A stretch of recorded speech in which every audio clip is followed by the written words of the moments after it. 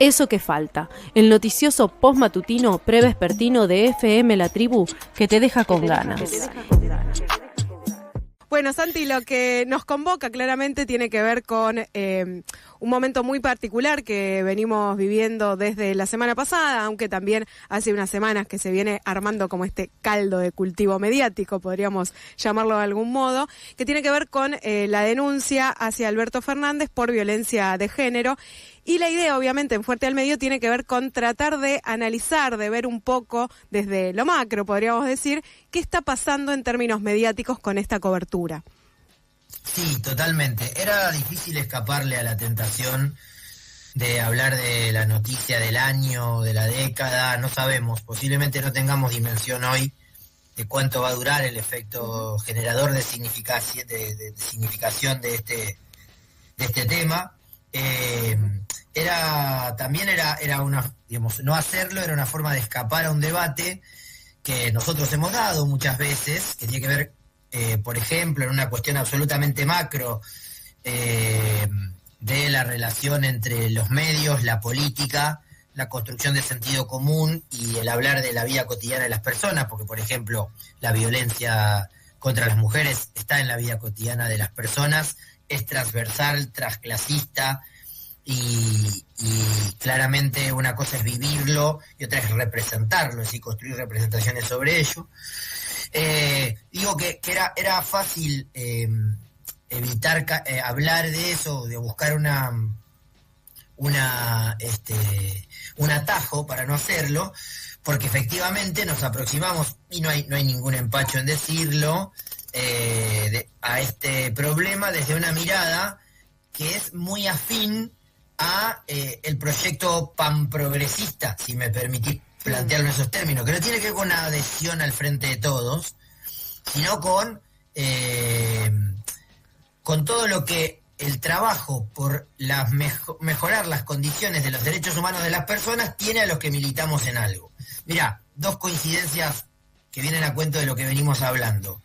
En una de las despedidas que yo leí de Marcelo Leiras, a quien mencionamos en el arranque, Martín Becerra decía: me encontré con él en un montón de lugares donde se militaba por mejorarle los derechos de las personas.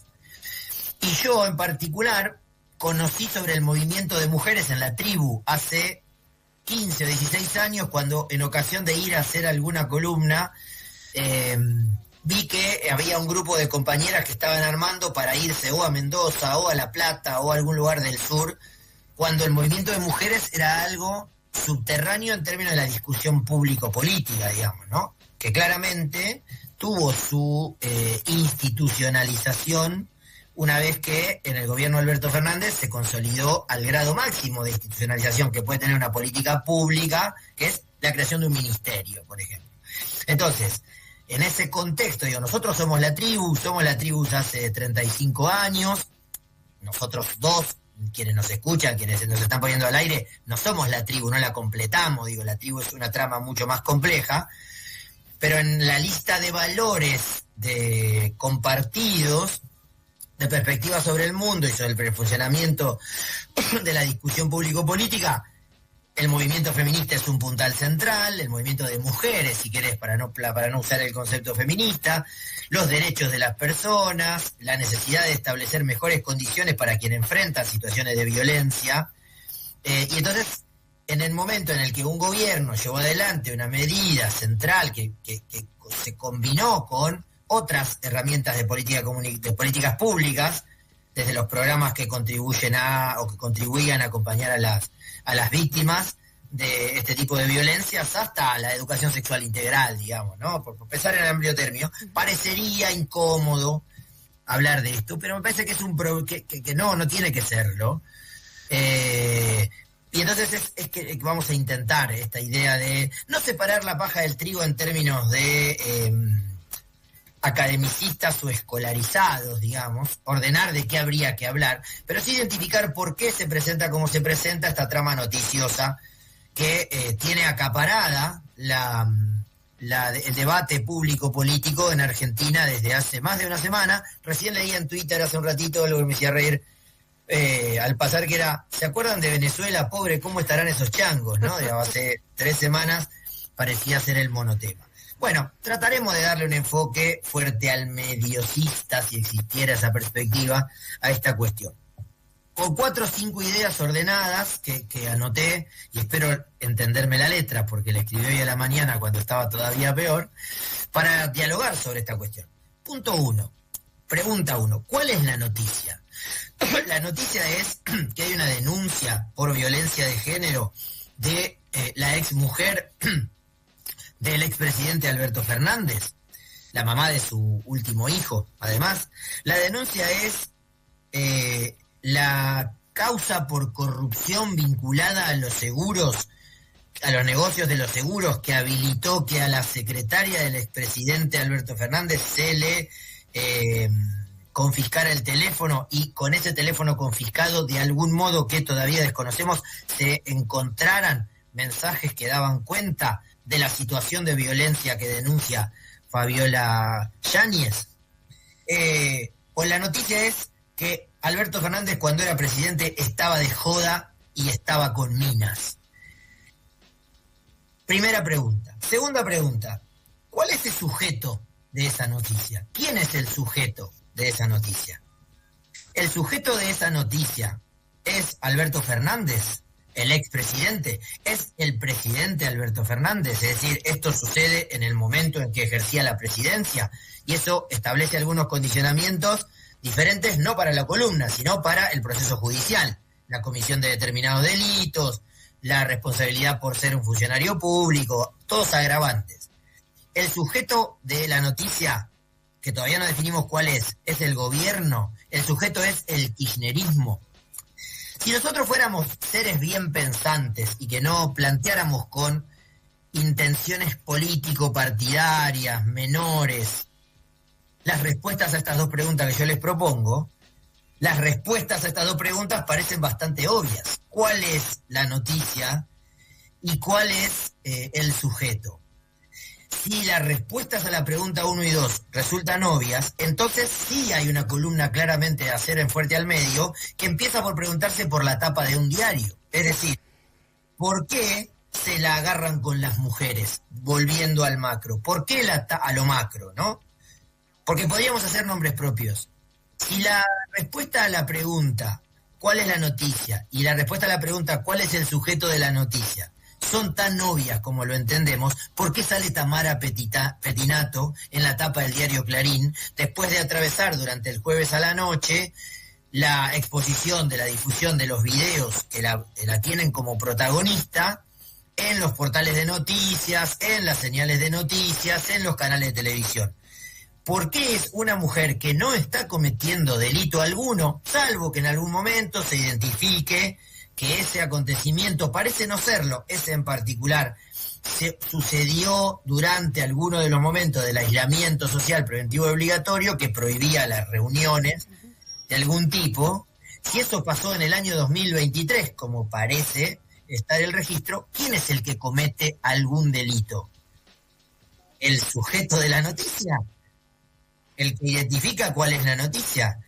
Como la respuesta es obvia, la discusión tiene que ser, en este caso y desde este enfoque, sobre los medios de comunicación. ¿Por qué se la agarran con las mujeres? Porque uno diría, el problema no es Tamara Petinato, el problema no es ninguna de las otras mujeres que han sido mencionadas o filmadas en estas situaciones, porque efectivamente, y uso la situación particular de Tamara Petinato, porque salió en la tapa y porque ella habla en los videos, planteando con claridad que no hay comisión de delito alguno, porque está filmada desde el teléfono por el propio presidente.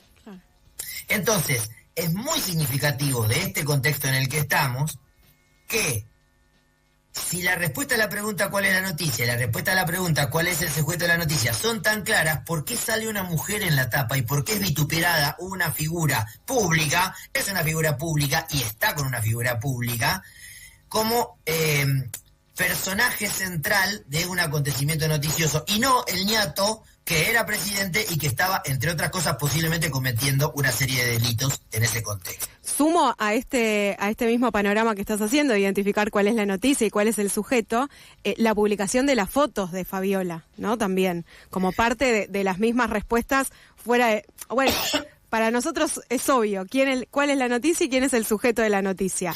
Sin embargo, las fotos de Fabiola golpeada, que digo, hay otro tema, es cómo llegaron esas fotos a los medios, pero más allá de eso, la decisión editorial de publicar esas fotos. Claro, porque a esa siguiente idea que bien planteas, May, llegamos después de conocer la entrevista que Infobae le realiza y difunde durante el fin de semana en 2 partes a Fabiola Yáñez, en donde plantea con claridad no haber sido ella la que distribuyó esas fotos, que uno entiende por qué tiene el registro de esas fotos, uno entiende por qué esas fotos están en conversaciones del sistema de mensajería instantánea con WhatsApp con personas del círculo íntimo de la pareja en el momento en que lo era, del presidente de la nación en ese momento, y uno entiende qué quiera hacer ella, discusiones con el equipo de abogados, de abogadas que la acompañen y defiendan sus intereses en el proceso judicial que acaba de empezar, una vez que sí hay una denuncia. Pero lo central es que ella plantea en esas entrevistas que ella no divulgó las fotos, que ella no las puso ni en sus cuentas, ni se las pasó a un periodista, ni nada, y no tenemos ni siquiera por qué preguntarnos si eso es verdad o mentira. Entonces, de nuevo, esa instancia de revictimización, que es un concepto que tanto ha aparecido y que incluyó, por ejemplo, la nota del diario AR argumentando por qué deciden dar de baja las publicación de las fotos porque entendían que se revictimizaba, o esa nota de Tiempo Argentino donde se plantea con claridad, nosotros decidimos no publicar las fotos porque ese es el camino de la revictimización, nos pone a pensar en los siguientes puntos que quería plantearles, que tiene que ver con intentar responder esas preguntas. ¿Por qué se la agarran con las mujeres? Y ya estamos empezando en un plural. La víctima del caso central, Fabiola Yáñez, Tamara Pettinato como coprotagonista o protagonista secundaria de un acontecimiento que nos habla más de la moral que de la ética del funcionario en cuestión, que es el que eventualmente o posiblemente ha cometido, además de tropelías, de pijín, algunos delitos mientras era presidente. Tal vez se la agarran con las mujeres, no solo el hombre Alberto Fernández golpeando eventualmente, de acuerdo a lo que es denunciado, a su mujer Fabiola Yáñez, sino el sistema mediático con estas mujeres de las que hablamos, porque lo del fin del patriarcado, entre comillas, haya sido otro fracaso de Alberto Fernández, otro de los fracasos de Alberto Fernández, uno más. El problema, recordemos, ¿no?, que Alberto Fernández, cuando presenta una actividad en particular del Ministerio de la Mujer, da el discurso en el que sostiene estar orgulloso de haber sido el presidente que terminó con el patriarcado, de haberle puesto fin al patriarcado. Bueno, el asunto es que ese fracaso, que es un fracaso más, no es un fracaso personal. Además del fracaso personal, es un fracaso que se lleva puesto todo. El fracaso de las políticas de género durante el gobierno de Alberto Fernández, que no lograron convertirse en políticas de Estado, por ejemplo, porque ante el primer cambio de gobierno se disolvió con cierta legitimidad social sobre la que algún día indagaremos, no sé si en Fuerte al Medio o socialmente, sobre las razones que llevaron a que esas decisiones tengan alguna legitimidad social. Lo cierto es que hay como el descubrimiento de una capacidad de daño ex post, ¿no? Alberto Fernández puede seguir haciéndole daño a su pésimo gobierno, incluso después de haber dejado de ser presidente, por ejemplo, a partir de sus propios actos personales. Entonces, el fracaso no es que no era verdad que le estaba poniendo el fin al patriarcado, algo que todos sabíamos, y sobre todo las que más claro lo tenían eran las mujeres que sufren las violencias, las diferencias, desde cobrar menos guita por la misma actividad, hasta nunca poder atravesar los techos de cristal, hasta que tengan que andar por la vida justificando por qué tiene un ojo negro si su pareja la golpeó. No es un fracaso, todas sabían, sobre todo las mujeres, pero el problema es que el fracaso personal de Alberto Fernández se lleva puesto, en parte, la legitimidad que construyó durante más de 40 años el movimiento de mujeres, que había logrado en algún momento institucionalizar ese desarrollo. La situación expone entonces al menos 3 posibles conclusiones sobre esto que venimos planteando. La primera es la capacidad de daño y de llevarse puesto todo. esto que decíamos hace un ratito. La segunda es una especie de desconexión sideral. Es una vieja canción de Bersuit Vergarabat que apareció, no digo citada, pero que le leí desde un tuit de Mario Riorda esta semana, el especialista en comunicación política, hasta algunos de los pasajes de los textos de Fernando Rosso en Panamá Revista y de la editorial de Sebastián Lacunza en el diario AR, que hablaban de esa desconexión que tiene la política con la vida cotidiana de las personas, que tal vez, entre otras cosas, explique el triunfo de Milei el año pasado, y específicamente un síntoma de la política, como era Alberto Fernández, un hombre de la política, que expresaba una desconexión ya no solo con lo que está sufriendo el pueblo por su pésimo gobierno, mientras él pelotudea tomando cerveza con mujeres en los despachos de la Casa Rosada de Olivos, sino cuando corría como un macarra de la moral a los que incumplían los planteos del confinamiento social, mientras adentro de Olivos pasaban cosas como la celebración de la que en una primerísima manifestación pública de violencia contra su mujer acusó y responsabilizó a su propia mujer. Mi querida Fabiola organizó un brindis que no tendría que haber sucedido. Y la tercera conclusión posible sería esta idea de los medios definitivamente actuando como operadores. Cada cual hace su juego en este contexto. El Grupo Clarín lo manifestamos, ¿no? Con la tapa del diario del jueves, con esta particularidad de la periodista de TN que está trabajando este tema por su vínculo con la fuente, sin que sea ni su área de expertise, ni su especialidad, ni que demuestre haber realizado un ejercicio cabal del periodismo que implicaría, al tener la fuente de primera mano, ella habla con Fabiola, no tenemos constancia de que lo haya consultado Alberto Fernández, que sería la segunda fuente, y en el periodismo parece una tarea central consultar al menos 2 o 3 fuentes, pero ahí lo que hay es en juego un vínculo empresarial entre la posibilidad de que su marido sea parte de la productora que contrató a Fabiola para hacer la entrevista. Luego está Infobae, lanzado a competir por la audiencia constantemente, siendo la fuente de transmisión de las filtraciones de las primeras imágenes,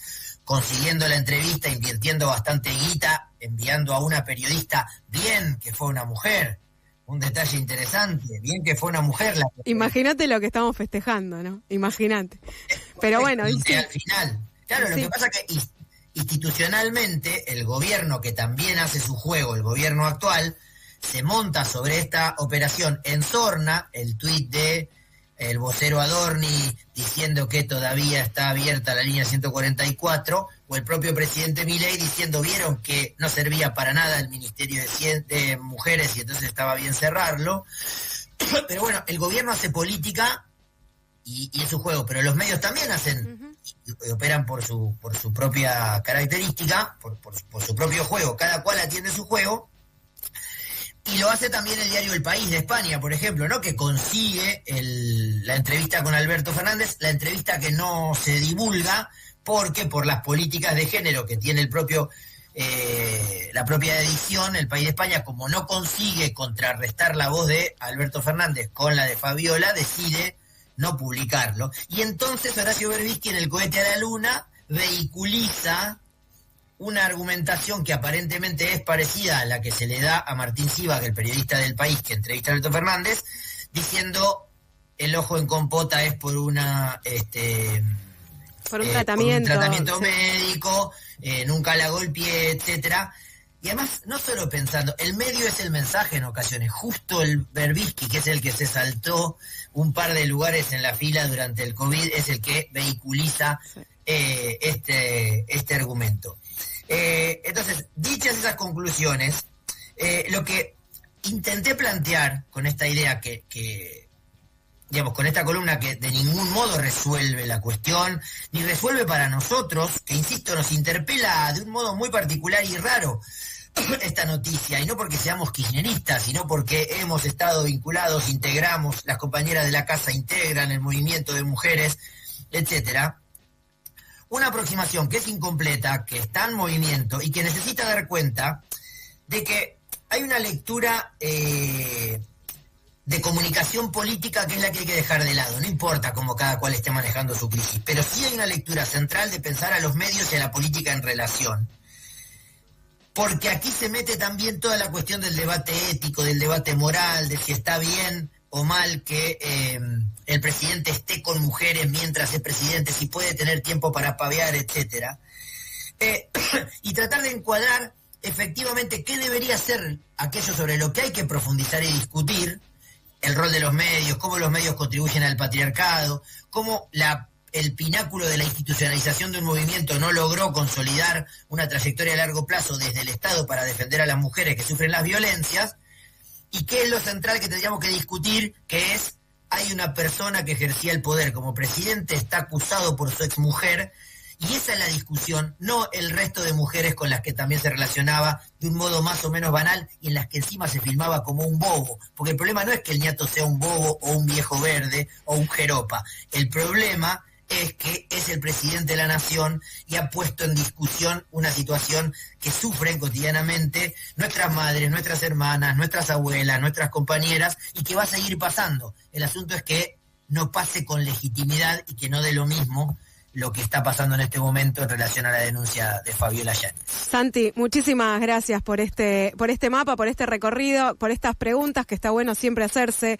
¿Cuál es la noticia? ¿Quién es el protagonista de la noticia? ¿O quiénes son los protagonistas de la noticia? Me parece que es interesante para seguir haciéndonos desde el lado de las audiencias, ¿no? Como todo el tiempo tener esa pregunta bien presente. ¿Nos encontramos el lunes que viene, Santi?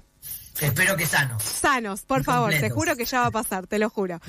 Muchas gracias, un abrazo fuerte. Abrazo grande. Pasó Santi Marino en Fuerte al Medio analizando un poco cómo vienen los medios de comunicación tratando, cubriendo las noticias sobre la denuncia de violencia de género hacia Alberto Fernández.